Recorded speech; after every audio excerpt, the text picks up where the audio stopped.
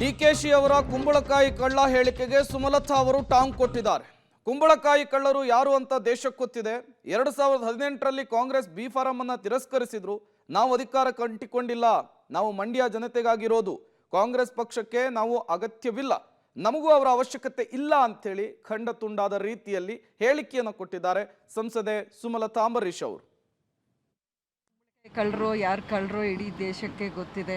ನಾನು ಯಾಕೆ ಹೇಳಬೇಕು ಇದನ್ನು? ಈ ಒಂದು ಸಂದರ್ಭದಲ್ಲಿ ಅವರು ಹೀಗೆ ಹೇಳಿದ್ರು, ನಾನು ಇದನ್ನು ಹೇಳೋದು ಅದೆಲ್ಲ ಸದ್ಯಕ್ಕೆ ಬೇಡ ಅಂತ ಅಂದ್ಕೊಂಡಿದ್ದೀನಿ.